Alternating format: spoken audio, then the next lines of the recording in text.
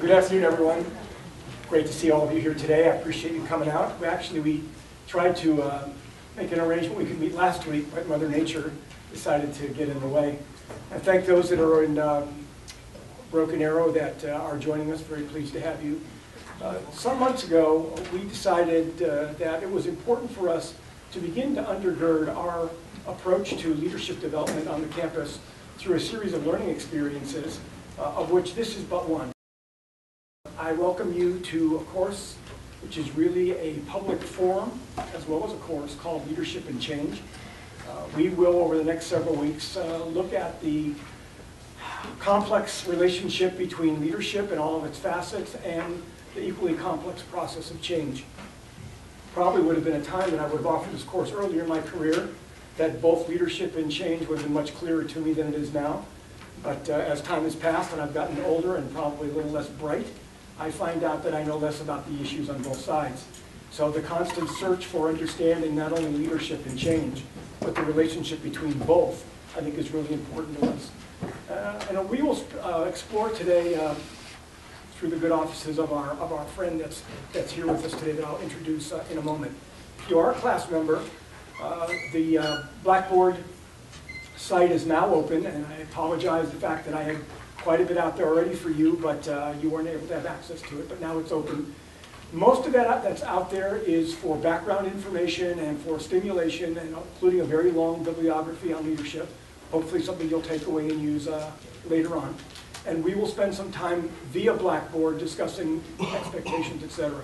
The primary expectation, however, is that you come, that you're here, that you have a chance not only to listen to what I might pass on to you, but particularly to pick up from the broad-based set of leaders that are going to be joining us.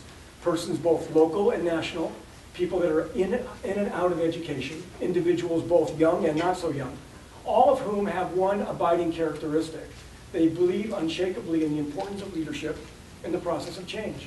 In fact, many of them have been those change agents, and one of them happens to be with us here today. If you look on the back side of the Gateway Fountain at Northeastern State University in Tahlequah, there are three words: be the change.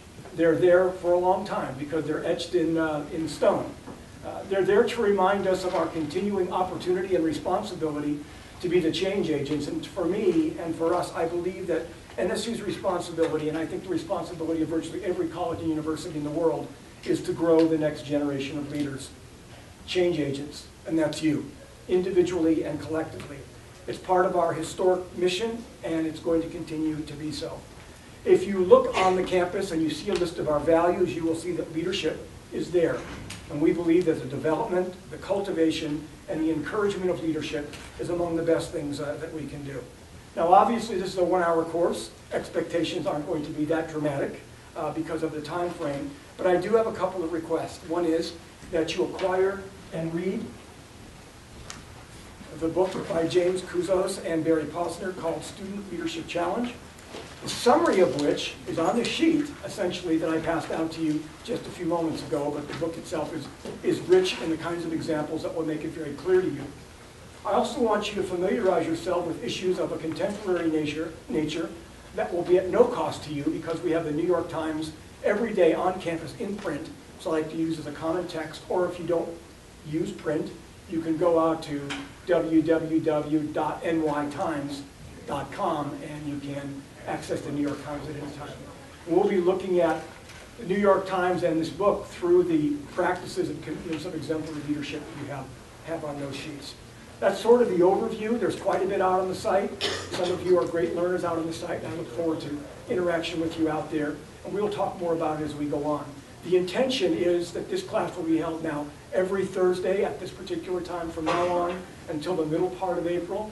Should we have someone cancel because they can't join us because they're coming from a distance or illness or whatever, I will be the fill-in because I have a couple of courses I'd like to offer to you that I'm going to try to squeeze in around the edges.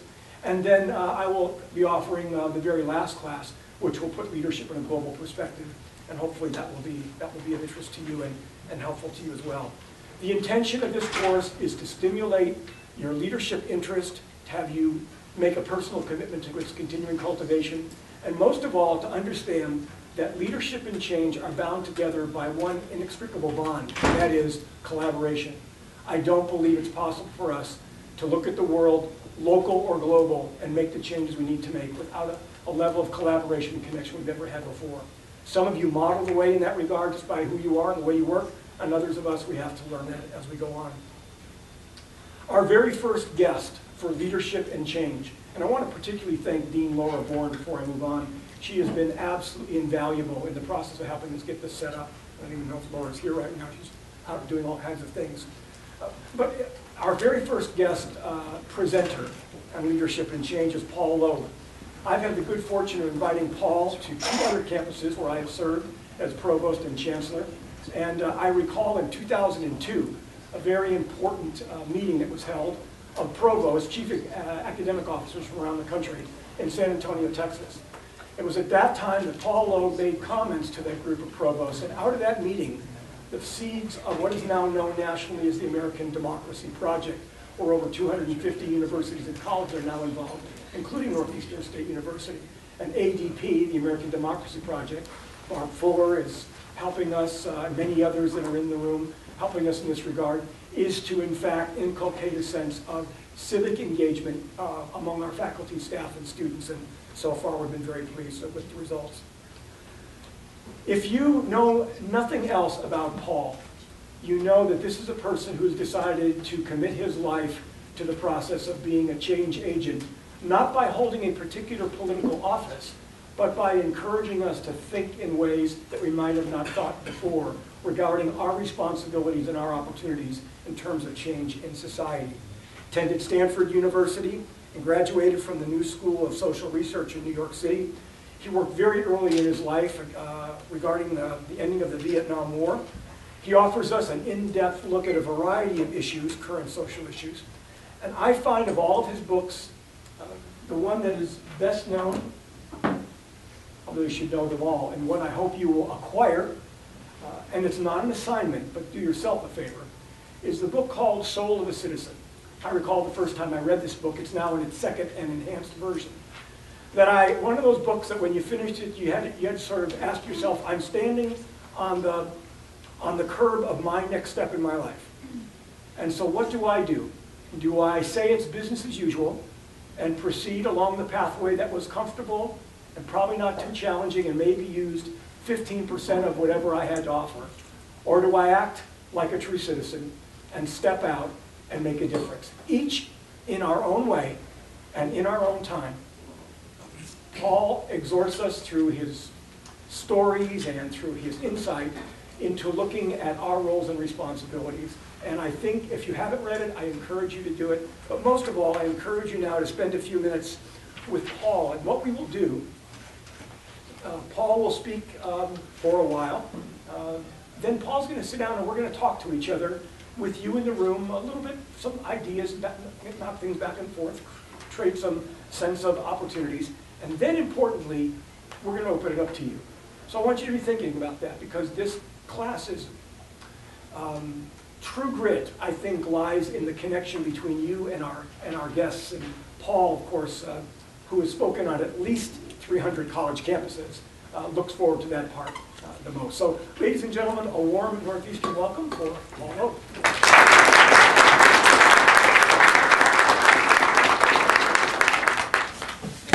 I thought that I want to, as mentioned, I really love the interaction, and this is a chance for that.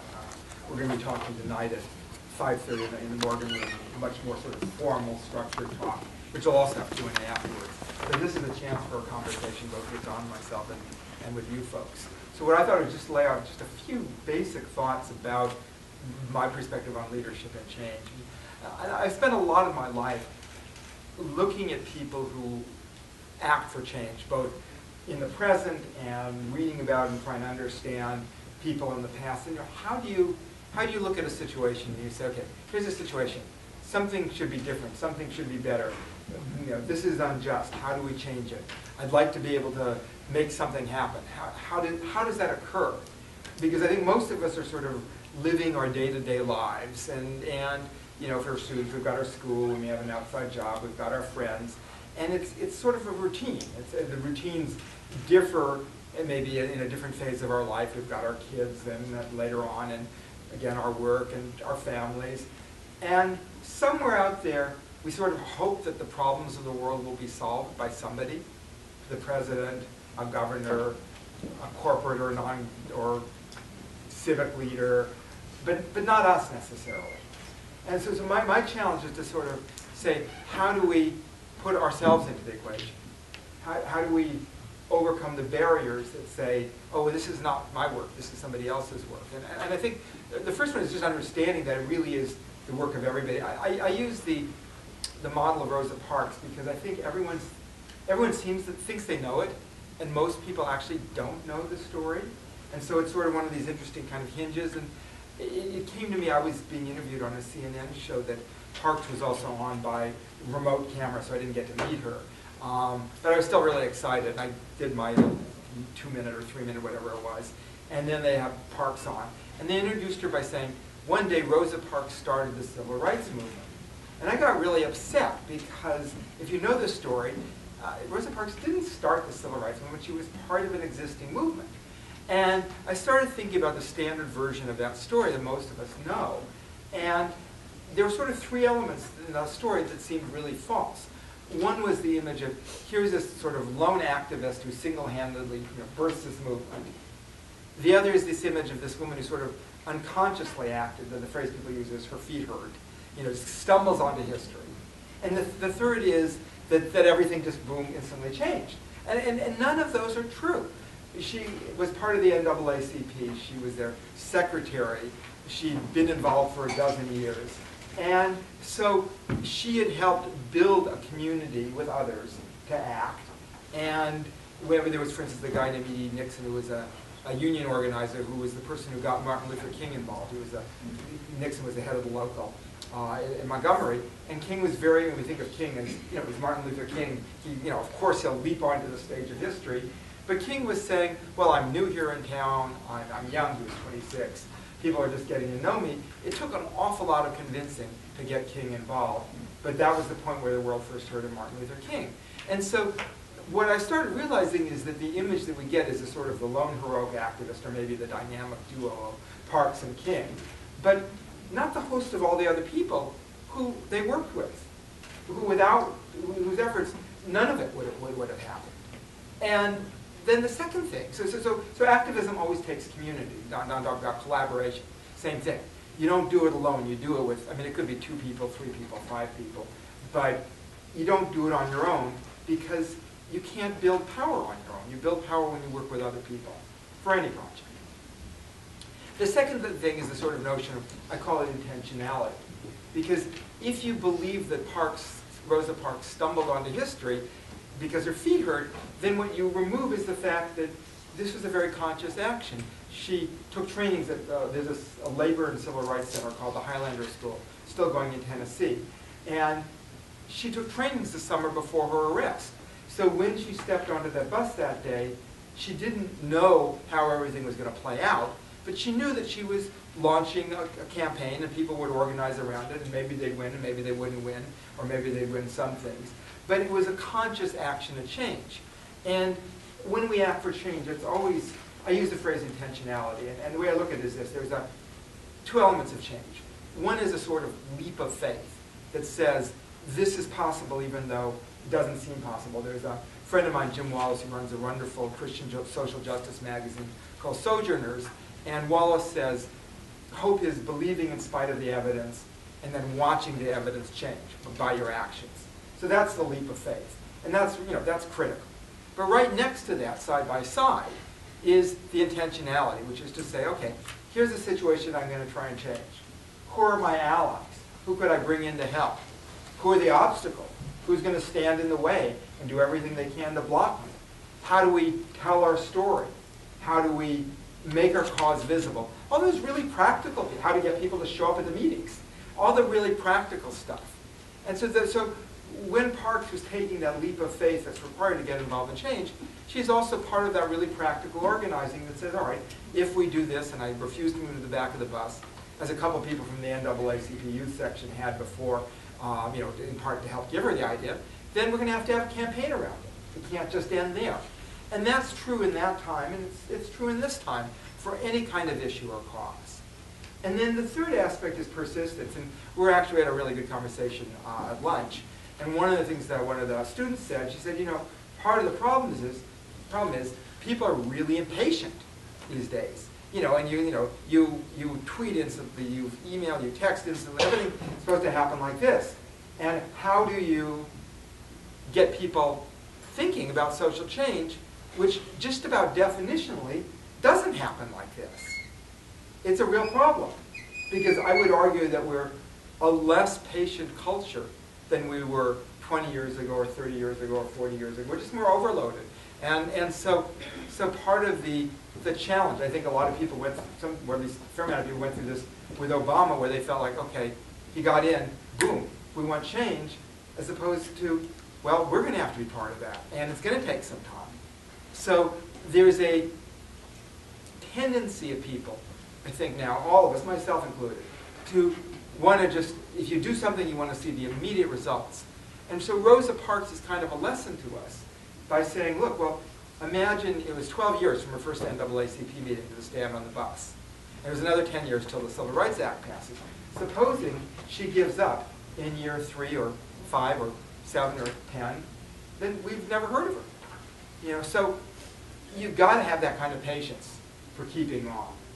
That seems really critical. And so to me, part of the lesson, you know, when I look at social change, this is what I try and write about in the books of mine, is that you got to understand how it's occurred in the past. And of course, it's going to be different now. We have different tools, we have different technologies. But those elements, I think, are still the same. That you got to do it in the community. You got to be intentional. You know, and that may mean, okay, how do we use the technologies to recognize that there's wonderful tools to communicate, but if all people ever do is email and text each other, it's not going to have a whole lot of impact, because no one's going to ever see it outside of the internal circle. So how do you translate that into actually people knocking on a door, or holding a rally, or marching, or making phone calls, or doing something that's visible to people outside their core community? That seems really important.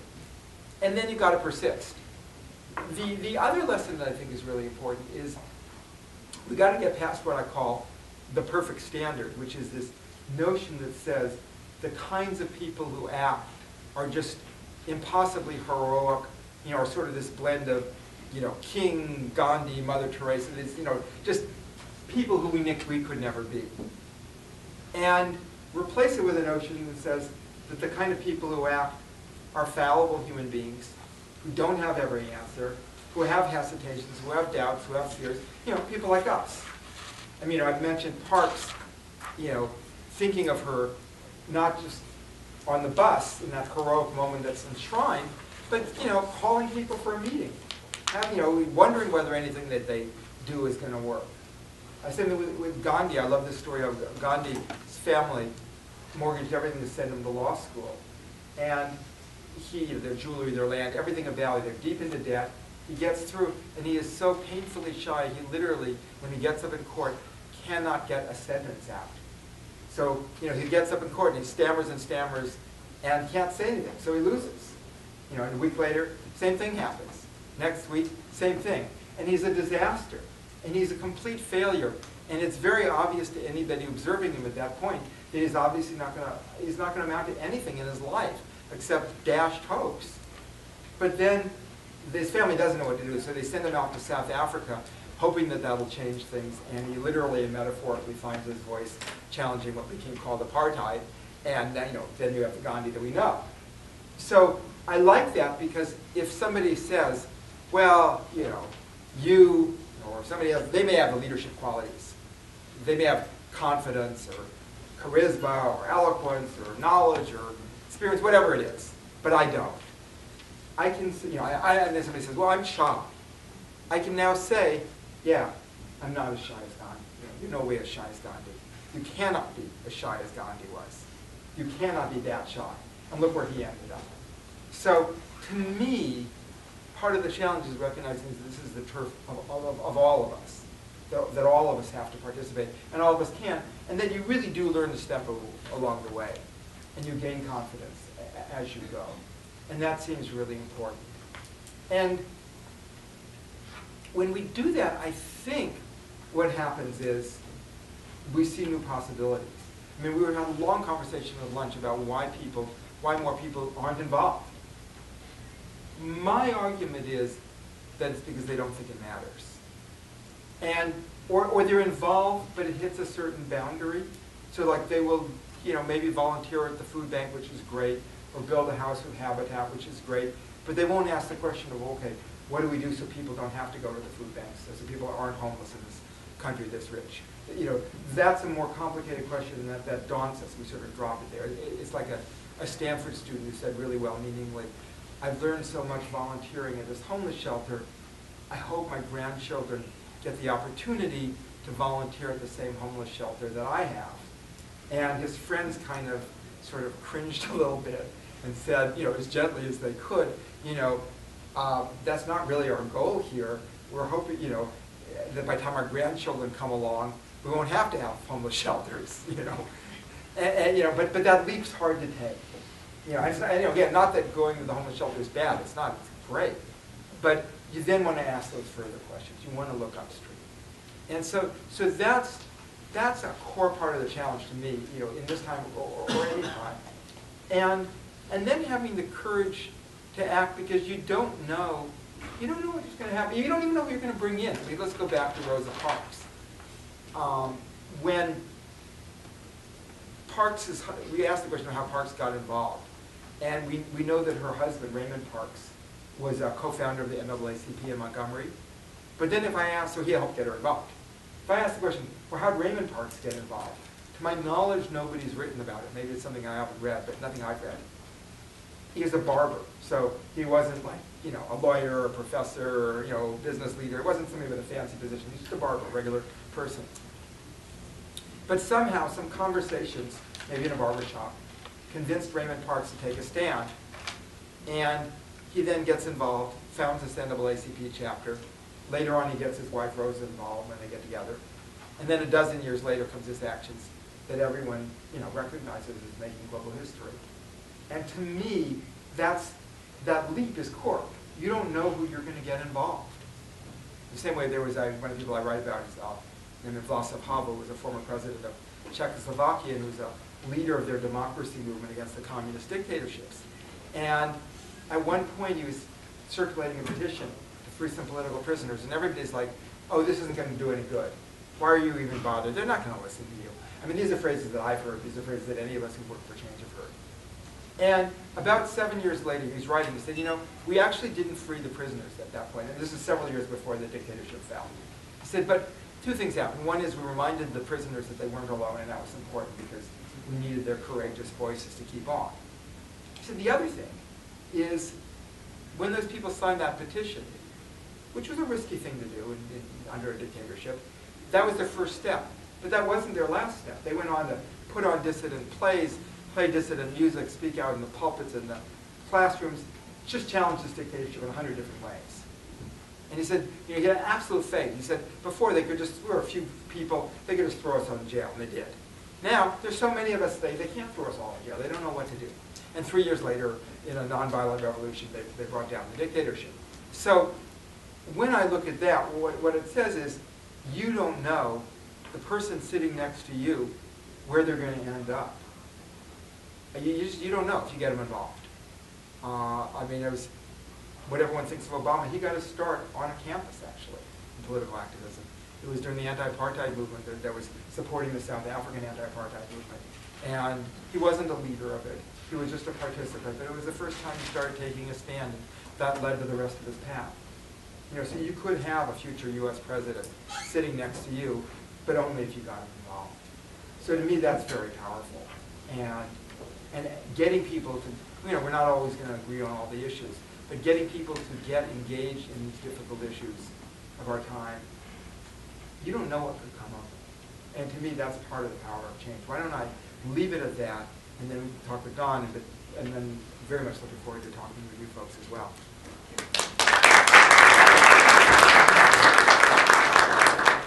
Well, thanks, Paul. We're really pleased you're here. You hit on so many of these issues that we've discussed on the campus before in a variety of ways, but the importance of having a sense of their connection. And I was thinking about, when you were speaking, thinking about this era we find ourselves in now called the new normal.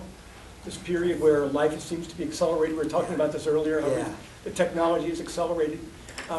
That there are no easy answers. It seems to be have dozens of questions, no facile ways of responding. Oh, we can just fix it this way and that. We started out thinking about sustainability as recycling, and now we know it's really about building the future of the basic society in which we live. We have wrestled already on this campus, but Paul has a very, very rich and full background. And so when we look at this new normal, Paul, this period of technological change, of instant connection, et cetera, what unique challenges or opportunities do we have as emerging or existing leaders to thrive and survive and to be effective in that kind of world? I mean, it's interesting because sometimes I use the image of like the ground melting into sand. That like economically during the period that I'm 58, during the period that I've lived my life, the first part of it, America was just the absolutely dominant nation in the world. Part of that was, if you look at where World War II was fought, I mean, there's a bunch of nations that were, just bombed and territory was marched over, and so, we weren't. And so we came out of it just completely, in the driver's seat of the world economy. And now, that's not true. And, I look at the products in a store, and not very many are manufactured here anymore.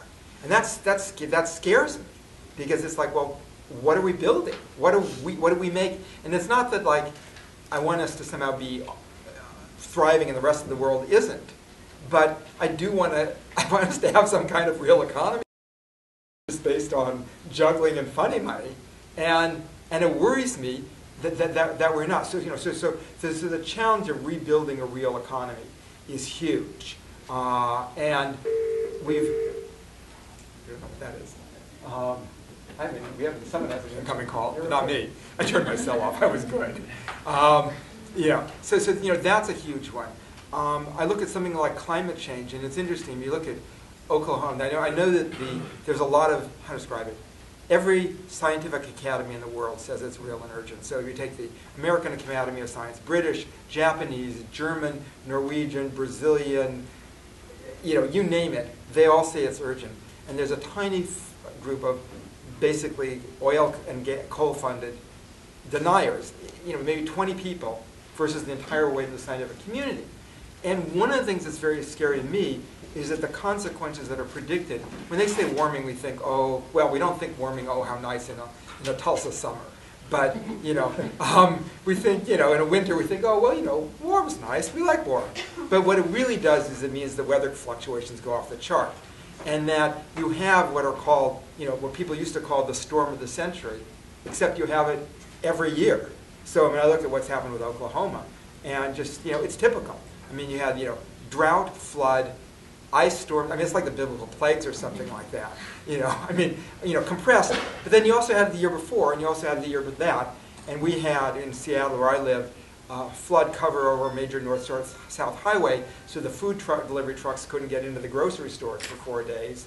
And we were in Brazil, and there was an island we were on that had its, quote, storm of the century, and we lost water and power for a day. And if Pakistan was flooded this year, major parts of it, and you look at that, and that's, it's frightening on a level that I think an instinctual human reaction is to deny it. It's like it can't be true because for us to confront it's really difficult, so we'd simply rather not. And so I think our impulse is just sort of, oh, okay, we're just not going to think about it. But but it's real and urgent, and unfortunately accelerating. On the other hand, to retool how we don't want to live. How to describe it? We don't want to go back to the 13th century, clearly. So how do you keep the things that we like and appreciate, and do it in a way that works? And some of it just investment. I live in cloudy Seattle. And basically, I have solar panels that produce as much electricity as my house needs in cloudy Seattle. So I know it works. It's just a question of where you invest the money. Or you look at the carpets. I was asking you that they're probably, I'm not certain, but they're probably created the carpets here by a company called Interface. It's out of Georgia, a couple hours south of Atlanta. And Interface is moving towards what they call a zero environmental impact. And it's either the largest or second largest commercial carpet company in the world. I can't remember which. But their CEO, Ray Anderson, basically, he's got a book out. I can't remember the name of it. But if you look up Ray Anderson, you can find it. And in the book and in sort of presentations, he shows this chart of how they took their carbon footprint, their energy use, their water use, their raw materials use, their chemical use, every aspect, the curves dropping down. And then he shows their sales and profitability curves going, just dramatically upward during the same period. Why? Because they just figured out all these ways to, instead of wasting stuff, to use it and remanufacture it. They now take carpets back and remanufacture it. And it turned out to be extremely profitable. And so I think that it's possible, they were just one example, but I think it is possible to, quote, do well and do good at the same time. But you've got to point in that direction. And I think you also have to have a society that sets it up to encourage companies doing the right thing and discourage them doing destructive things. And right now, a lot of our incentives flow the other way because the companies that do some destructive things are often quite wealthy and have lots of lobbyists and a lot of, campaign clout. And so they can say, well, we'll give you lots of money and, treat us nicely. So that's this huge challenge. Coupled with it is the challenge, I guess, to our democracy. There was a really, in my view, terrible Supreme Court decision that said companies could put as much money without any checks, called Citizens United, about a year ago, as of last week. And without any check whatsoever. And then, just to make matters worse, they tried to get a bill through. It fell one vote short that would at least require them to acknowledge who they are. But it was blocked. So right now, a company can run it they can have a nice name like We Love Children or something like that. And it can sound really great, or Our America's Future, or Citizens for Prosperity. And everyone's like, yeah, we want those things. And it basically dumps as much money into attack ads on a politician who opposes them as they want. And no one will even know which companies are doing it. So there's a kind of crisis of democracy that we have to deal with. On the other hand, I think there's an opportunity, which is, we can actually talk about what we actually, what makes sense now in our present age with the economic and political structures that we have to really empower ordinary citizens. So I would say all of these are double-edged. They're huge challenges. And they could go, I'm not certain they'll go the right way, but there are also opportunities for all of us to make a pivotal difference. So we could look back 40 years and say, yeah, we created this historic turning, and we just have this much better country as a result. So you're going to participate very soon with others in a U.S. Department of Education civic engagement set of roundtables brought together by Arnie Duncan with some educators and others from around the country. Given the context of what we were just talking about, trying to live and lead in the new normal, what do you anticipate might be the outcome of these interactions, and what's the hope that something might actually occur? Well, I honestly have no idea what the outcome will be. I sort of felt like, well, you get a chance to participate, you do it. Sort of like, it may make, they may heed me, they may not heed me, I don't know. But at least, if you have a shot to weigh in like that, you take it. But I know what I'm going to talk about are a couple of things. I'm going to say that there's, because the question is, what do schools need to teach? That in higher ed. That's the focus of there's separate stuff, for K-12. But this is about higher education. So I'm going to say that people need to know how change occurs. And that one of the things that's happened that's demoralizing to me is it seemed like in 2008 a whole lot of students were really, really involved. And 2 years later, most of those students are not particularly involved. Some are. But there was a very big drop-off. And I think that they need to encourage the schools to talk about how change occurs, and that it is, as I was saying 5 minutes ago, that it's a long-term process, that it requires, that you can't hand it over to any participant. It doesn't matter whether Obama or McCain had been elected. You can't hand it over to the president. You've got to be weighing in and organizing and having a voice and saying, this is what matters to us if you want change to occur. And by and large, most of the people who elected Obama kind of went to sleep and sort of said, oh, okay, he's in, he'll take care of it. And so I'm in and I don't know, again, I have no idea whether, I mean, they'll then make suggestions. I don't think they have anything beyond suggestion power. But, I'm going to ask them to at least suggest that schools teach how change occurs so that students, of all political perspectives, can be encouraged to act. Because I just don't think students know that. Well, I'm just curious, how many knew the Rosa Parks story, the kind of real expanded one, before either what I said 5 minutes ago or if you happen to read one of my books, in advance? Just how many knew it before? So 5 or 6, almost all of whom look like our faculty or older, I mean, so and that, that's representative. Most people don't. Majority, in any given school, most students, and it's not like, how to describe it, if people knew 100 other social change examples that were more recent, then I would say, okay, so you don't know the Rosa Parks story, it's, 55 years ago. But it's that's one of the few stories that people think they do know, that's disturbing. So that's what I'm going to suggest, and where they go with it, I don't know. Our time is moving on. I want to get a couple more questions in and then open it up to, this will be a free forum here in just a couple of minutes. We're talking about trying to encourage leadership development in 2011. If you were pressed and set to say, these are the characteristics that we really need in leaders in this era, what 3 or 4, 2 or 3 characteristics would you think would be most apt for us to be able to cultivate in ourselves and in others so that we in fact can be effective? Yeah, that's a good question. I would say courage comes up really quick, because I know that in all sorts of contexts, I see people who say, I would like to say something, but I got to keep my head down. And Nelson Mandela uses this phrase, the multiplication of courage. That is, one person's courage inspires another. And I think courage really is contagious, but so is silence. And so, courage would be at the top of the list. I would say a sense of looking towards the future so that we don't just look, the next, if you're a company, what's your next quarterly report, or the stock movement, or you look 10 years down the line. You look 10 years or 20 years down the line for the country. I mean, you've got to get beyond the immediate to say, how does what we do now influence what's going to be there 20 years from now, or 50? That's critical.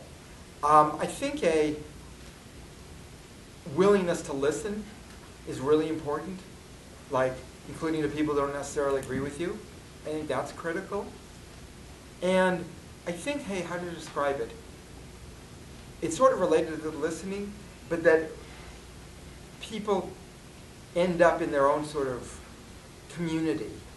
And that's good, but they don't look beyond it. I know I use the word tribe almost, not like a Native American tribe, but tribe in the sense of a bunch of people who have something in common. And so it doesn't have to be bonded by, ethnic heritage or something like that. And you sort of cleave to your own tribe. But that's got its traps as well. So I think a good leader gets beyond that and reaches out to other people and tries to understand. And I think maybe the final thing is recognizing that we're tied together. I mean, which is a sort of fundamental. I mean, King used the phrase tied together in that, what is it? In this case, a common garment, he used the word. Because I think that one of the obstacles in this country's history is the sense that says, you stand on your own, you make it on your own. And to me, it's nonsense. Because, it doesn't matter who it is. I mean, Bill Gates, the richest person in this country, were it not for common investments that created the internet, Bill Gates wouldn't be where he is. So, you're always bound together. But we don't always recognize that. And we sort of say, oh, yeah, these people, these communities, it's too bad. It's a shame what's happening here, but that's just the way it is. As opposed to saying, what does it mean to actually do something for those communities, to bring them in as part of our common fabric. So I think that would be the last characteristic. I'm sure there's others. Well, thank you for those. Yeah. Let's turn it open to all the participants in the forum today. Whether you are a member of the class and signed up, or you're a welcome guest or visitor, we designed this time specifically for you to raise the issues that either he we didn't address, we should have, or we may have glossed over, or something, a donut hole that hasn't been filled? Let's have one. Yes, please. And speak up so they can hear you on the microphone. Okay, my question was, it's talking about how you said we're in kind of an impatient culture or generation nowadays. What do you think we could do to get past that? Yeah, it's a hard question. I would say both culture and generation, maybe. I think, I mean, and all of us are impatient, I mean, myself included. I think part of it is, I would say knowing the history of, if we're talking about social change, knowing the history of change is the single biggest thing. Because if you look at any of these movements, you just see how many times they fail. I mean, you see Mandela in a jail for 27 years, and you see, you know, Parks, and you see, you know, the British in India, you know, jailing people. I mean, you see that, yeah, it just takes time. Or you know, the movements to overthrow the Eastern European dictatorships. Every one of them, it just takes time. You know, or any of the, I mean, I went to the, I mentioned this session earlier, Susan B. Anthony, a key figure in the women's suffrage movement. There's a little museum in Rochester, New York, where her house was, just realizing that basically it was a dozen or 15 years after she died that they passed the amendment giving women the vote. So I think the more we know how changes occurred, the more we're going to be patient. Or the more we can say to other people, you know, when they say, oh, look, we tried and it failed. Well, but maybe something else comes of it. Or somebody gets involved who goes on to carry the cause forward. So it's so easy for people to sort of say, oh, well, history's ended, we've lost, we're toast. I mean, I use this metaphor of, it's a little, well, I guess it's not quite the same thing as patience, it's sort of despair. But impatience and despair kind of run together. My best friend who I write about in Seoul is a commercial fisherman. And some friends of his were going through this really tricky passage, and one of the engines failed, and the skipper basically said, "We're okay, boys, we're toast," you know. And the crew's like, "Wait a minute, so we're going to like crash and, you know, go into our survival suits and maybe die?" And they said, "Well, you know, we think we're toast, but we don't think we're toast." And they kind of got the engine going and they navigated out. You know, it's not giving up. I think, you know, really critical. Thank you. Questions? Yes, in the back, please.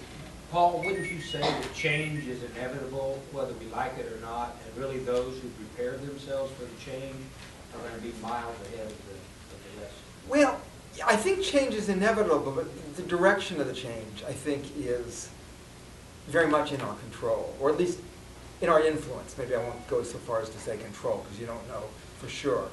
You know, so, I mean, are we, you know, it's interesting, I mentioned I took a trip to Brazil, and everybody I talked there said, God, things have improved in the last 10 years. And, you know, and it just, why did they improve? Well, they improved because of some choices that their government made. Now, they had resources that were untapped that they managed to tap. I mean, you know, lots of different things. But there were conscious choices that, I mean, they call them the favelas, which are the shanty towns on the hills above Rio.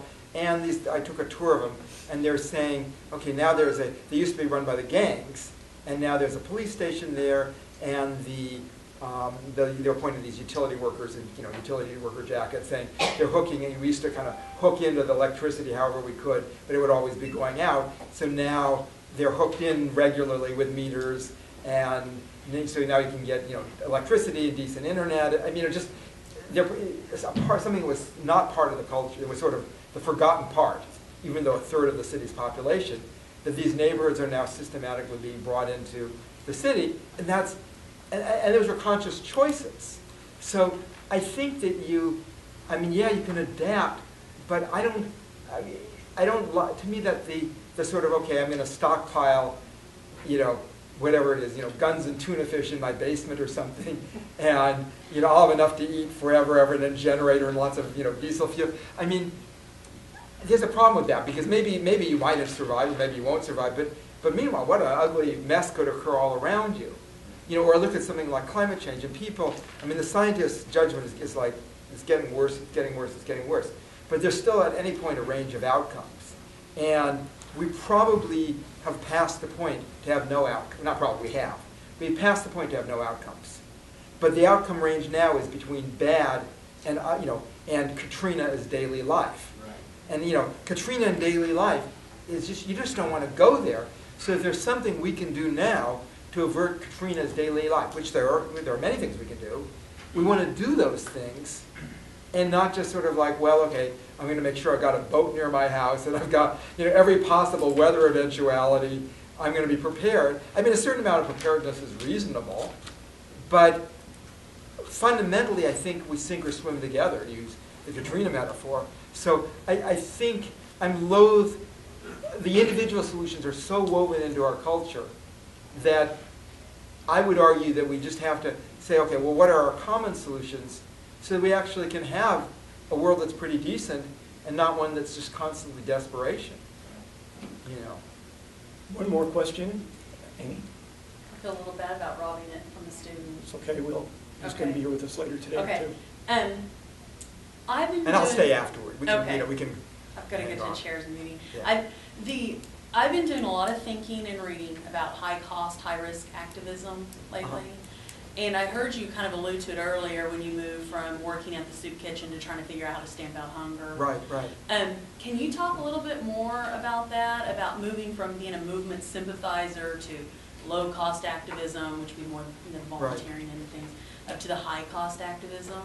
I guess, yeah, I'll try. I mean, high cost is sort of irrelevant. I mean, there's a sort of spectrum of things, So what is how do I describe it? Is there a cost, if you're going to try and speak out on an issue you care about, is there a potential cost? Yeah, people might disagree with you. They may, God, what are they doing? Are they, why are they talking about that? Are they crazy? I mean, so there's a cost at that level of just breaking a silence and trying to get a dialogue going. Is there a cost, and then you go up, is there a cost to sort of being, spending a whole lot of your time on an issue? Well, there's some trade-offs. Maybe that forecloses some careers, but maybe it opens up some other careers. I mean, at a far extreme, I remember meeting, probably the name won't be familiar to anybody younger, but during Vietnam there was a couple of Catholic priests named the Berrigan brothers who basically poured blood on draft board records and later smashed up missile nose cones and poured their own blood on them as protests against the militarization of society. And spent, in successive times, numbers of years in jails for it. And I remember I got to meet one of them, was a friend of my landlord, and I was living in a basement apartment. And so I had, was hanging out, drinking wine, talking with Phil Berrigan. It was wonderful, just life-fulfilled person. And at one point he said, I've written a book on grassroots peace activism. He said, well, when's the author going to follow his book? And I said, well, what do you mean? I knew what he meant, And he said, well, you could join us one of these actions. And I'm thinking, God, 2 years in jail. I mean, I've done some civil disobedience, but I think the most I ever spent in jail was 2 days. 2 days and 2 years is very, very different. And basically, I said, well, I've got to, I'm going to try and finish this book. That'll be my contribution. And and he was very generous spirited, kind of let me off the hook with a little teasing. But what I thought about is something like that makes all the rest of us think. And it was, their stuff is strictly nonviolent. They said their motto was always, with a little girl playing jacks right next to us, be safe. So if we're rushing in and doing something, the little girl would not be safe. But the way we would do it, there would be no chance that anybody would ever get hurt. So the burden of cost was on them. They weren't catching somebody else up in the crossfire. And it made me think, okay, well, I better do what I can, which is going to be different. Most of us now, that choice is such a far horizon. On the other hand, like when I've done civil disobedience, the last time, and it was kind of funny, it was a coal plant in Washington, D.C. that supplies the Capitol with heat and steam power. And there was this huge student global warming conference called Power Shift. And they scheduled this protest there afterwards. And 2,000 people gathered there. And there were some pretty interesting people. Like the mayor of Salt Lake City and Robert Kennedy Jr. and some people from Appalachia where they're blowing up mountains. And I remember and the most famous climate scientist in the world, James Hansen, who's like in his late 70s, and some amazing writers like Wendell Berry. And I remember thinking originally, well, I could participate, but I don't live near DC, it'd be kind of complicated. And then I saw the list of people, I thought, heck, I don't have any excuse, really, any more than the rest of these people, so I'll join it. And then, at a certain point, basically what happened is Harry Reid and Pelosi, whose decision basically made a decision the weekend before that they were going to convert it to gas. So so in a sense we won on the short term. And then the DC, it was freezing. It was one of these freak snowstorms.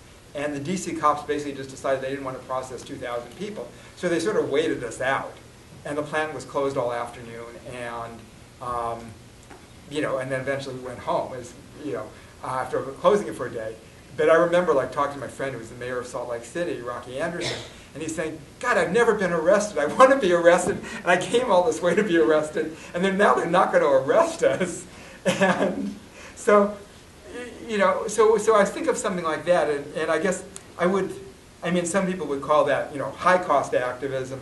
To me, it was, if they arrest us, what would have meant? It basically would have meant we'd been processed for a few hours, pay, I forget it was, $100 fine and be let go, and that would be it. So to me, it wasn't that really high-risk activism to begin with.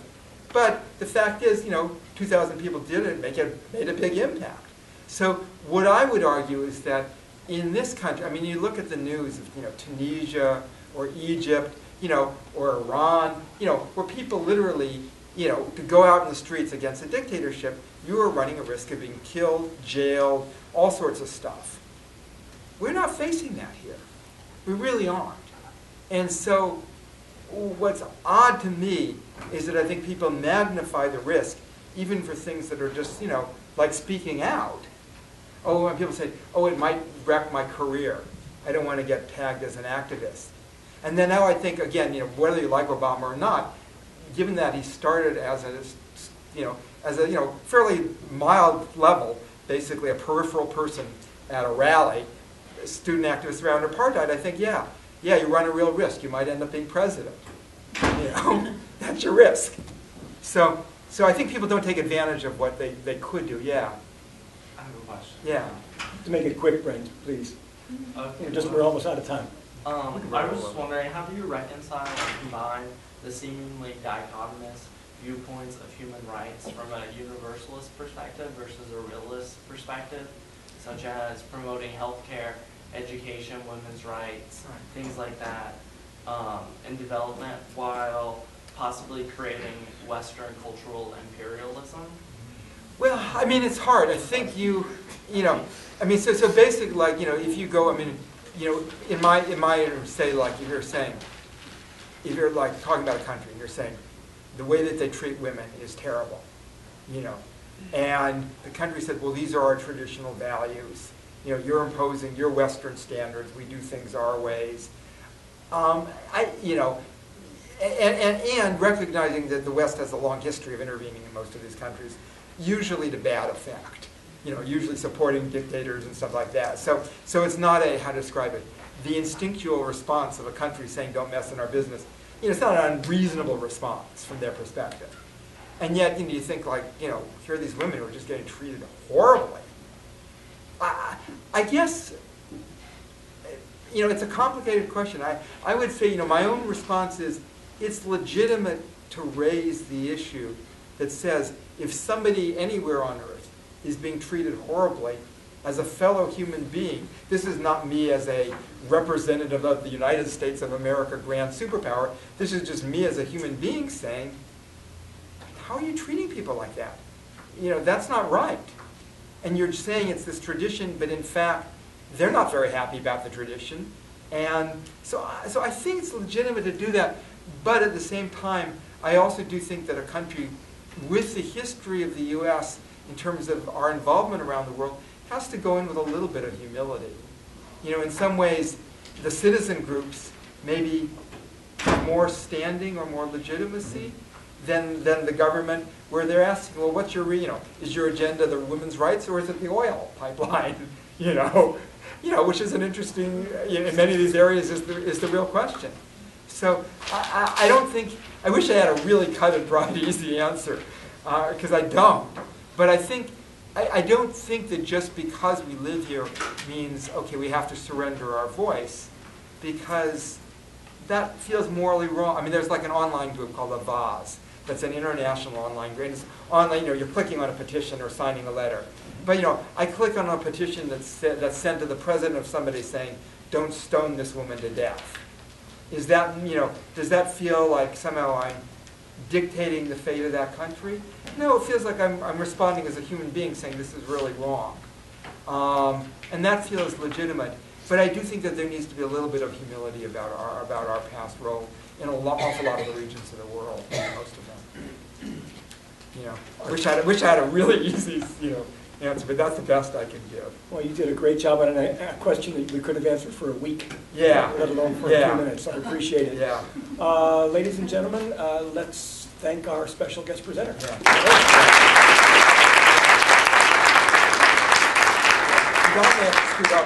He's taking a whole lot of time out of his schedule on these various events. No, I know that the Be the Change conference continues today, and I invite you to continue. Yeah, 5:30. I'm going to be speaking at 5:30 in the morning room. 5:30, got it. Yeah. And I'm happy to hang out here. Next week, Karen Keith, who's the current Tulsa County Commissioner and the former anchor of Channel 2 News, and a great Tulsan and Oklahoman, and very engaging, will be with us to talk about leadership in the media and at the county level, and just leadership in general. She'll be a great have great interaction with you. And I want you, if you're in the class, to please go out to the website, take a look at the information, and look at the request we have for you to do a reflective one-page, no more than one page, reflective statement on what you might have heard today. Not necessarily what Paul said, but what you think about because he was here with us today. And we'll get a chance to talk about those things over Blackboard. And with that, the class is formally adjourned, but Paul is here to talk. Yeah, I'm happy to talk. If you want to get a copy of the books, are here. I slide my price for poor students. You can even mail a check later because the address is in the book. And there's also an email list that's going around somewhere to get my articles. So sign it if you haven't. Yeah, it's at the back now. If you missed, somehow get it back to me, and I'll just put it over by the book table. Yeah, I got it.